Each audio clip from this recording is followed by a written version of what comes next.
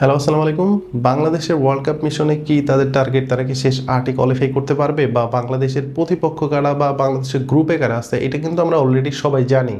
But বাংলাদেশের লক্ষ্য কিন্তু শেষ ৮-এ কোয়ালিফাই করা, এটাও আমরা সবাই জানি। এখন বাংলাদেশ কিভাবে শেষ ৮-এ যেতে পারবে? বাংলাদেশ শ্রীলঙ্কার ম্যাচটা কি ভাইটাল ম্যাচ হতে যাচ্ছে? সো এই সব বিষয়ে নিয়ে আমি কথা বলবো। আপনাদের সাথে আছে মিরিজান। ভিডিওটা যদি ভালো লাগে অবশ্যই ফেসবুক পেজটাকে ফলো দিয়ে রাখবেন, এবং যারা ইউটিউব থেকে ভিডিওটা দেখতেছেন অবশ্যই চ্যানেলটিকে সাবস্ক্রাইব করে রাখবেন, কারণ এখানে খেলাধুলা নিয়ে প্রচুর কথাবার্তা বলা হয়। এখন আমি যদি মূল আলোচনায় ফিরি, এইবার টি-20 ওয়ার্ল্ড কাপ 2024 কিন্তু 20টা দল নিয়ে অনুষ্ঠিত হচ্ছে, এবং 20টা দলকে 4টা গ্রুপে, এক একটা গ্রুপে 5টা দল হিসেবে কিন্তু গ্রুপ করা হয়েছে। এবং সেখানে বাংলাদেশ গ্রুপ ডিতে, তাদের গ্রুপের সঙ্গী হচ্ছে south Africa, Bangladesh, Sri Lanka, Netherland এবং নেপাল, এই 5টা দল। এখন এই গ্রুপটাকে ডেথ অফ গ্রুপ বলা যেতে পারে একটা কারণে, যদি আমি সাউথ আফ্রিকাকে সাইডে রেখে বাকি 4টা দলকে যদি আমি নিয়ে থিঙ্কিং করি, তাহলে কিন্তু এই 4টা দলের শক্তিমাত্রা বা রিসেন্ট পাস্ট পারফরমেন্স কিন্তু প্রায় সমান। সো এই গ্রুপটাকে কিন্তু আপনি ডেথ অফ গ্রুপ বলতেই পারেন।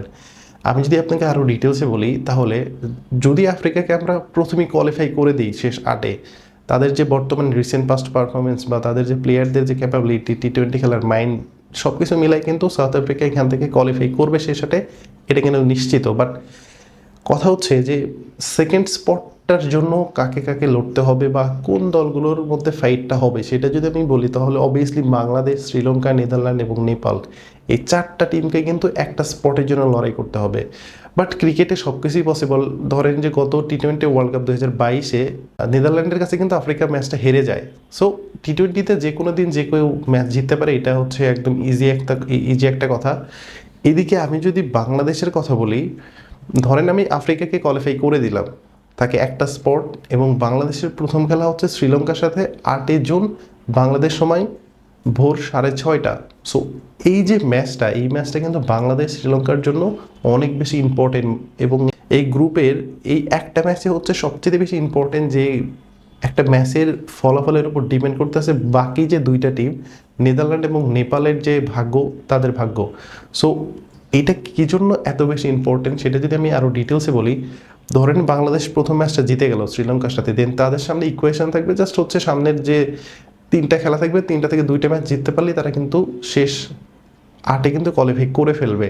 বাট বাংলাদেশ যদি কোনোভাবে না জিতে শ্রীলঙ্কার সাথে বা হেরে যায়, তাহলে কিন্তু বাংলাদেশের সুযোগ থাকবে, বাট ওই যে অন্যের খেলার দিকে তাকাই থাকতে হবে।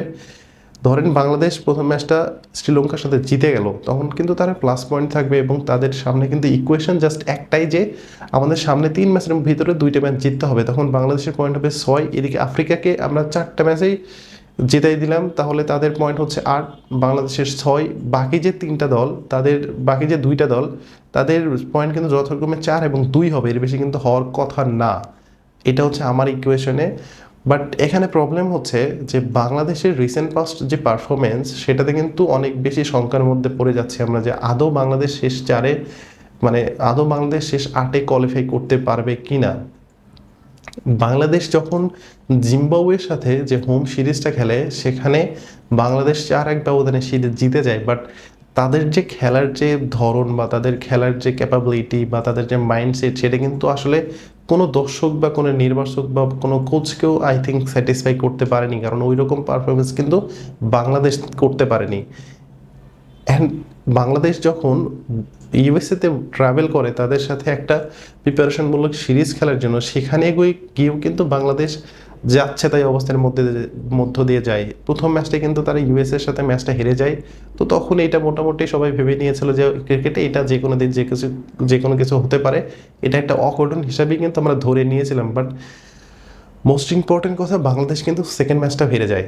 তো এইটা নিয়ে কিন্তু বাংলাদেশের দলটাকে নিয়ে প্রচুর কথাবার্তা বলা হয়েছে, বাংলাদেশ থেকে কথা বলা হয়েছে, ইন্ডিয়া থেকে কথা বলা হয়েছে, বাইরের দেশের সাংবাদিকরা সবাই কিন্তু প্রশ্ন তুলেছিল যে এই বাংলাদেশ আদৌ কি ওয়ার্ল্ড কাপে গিয়ে 1-2টা ম্যাচও জিততে পারবে।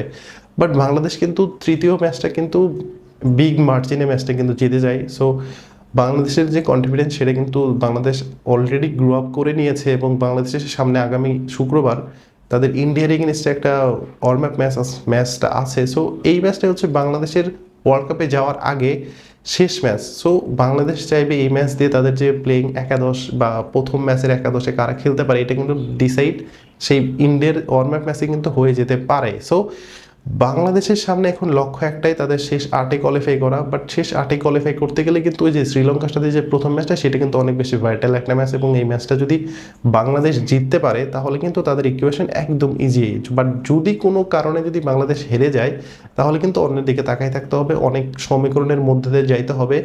বাট প্লাস পয়েন্ট হচ্ছে একটা এখানে, সেটা হচ্ছে বাংলাদেশের লাস্ট খেলাটা নেপালের সাথে।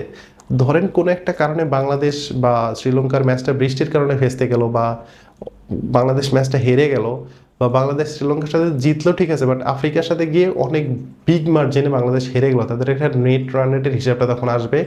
তখন বাংলাদেশের সামনে যে সুবিধাটা সেটা হচ্ছে যে বাংলাদেশের খেলা যেহেতু নেপালের সাথে শেষ খেলাটা, সো নেপালের সাথে খেলতে নামার আগে কিন্তু তারা কিন্তু তাদের যে ইকুয়েশন বা কি সমীকরণের সামনে দাঁড়াতে পারে সেটা কিন্তু জেনে তারপরে কিন্তু তারা খেলতে পারে, কারণ বাংলাদেশ নেপাল ক্রিকেটের চাইতে অনেক এগিয়ে আছে। বাট টি-20তে সব কিছুই পসিবল, বাট আমার একটা বিশ্বাস নেপাল আসলে বাংলাদেশকে হারাতে পারবে না, বা বাংলাদেশ নেপালের সাথে ডমিনেশন করেই ম্যাচগুলো জিতবে। সো এটা কিন্তু এক প্রকার আমরা নিশ্চিত হয়ে গেলাম যে বাংলাদেশকে অ্যাকচুয়ালি শেষ 8-এ কোয়ালিফাই করতে হলে কি করতে হবে। সো এই যে আমি কথাবার্তাগুলো বললাম, এইখানে আপনার কোনো যদি মতামত থাকে অবভিয়াসলি কমেন্ট বক্সে জানাতে পারেন, এবং এই গ্রুপ থেকে শেষ 8-এ কারা কোয়ালিফাই করতে পারে, আফ্রিকা কি সবগুলো ম্যাচ জিতবে, বা শ্রীলঙ্কা বাংলাদেশের ম্যাচটার ফলাফল কি হতে পারে, বা ওই একাদশটা কি হতে পারে, সেটাও কিন্তু আপনি আমাকে কমেন্ট বক্সে জানাতে পারেন। সো আজকের ভিডিও পর্যন্তই, ভালো থাকবেন সবাই, আসসালামু আলাইকুম।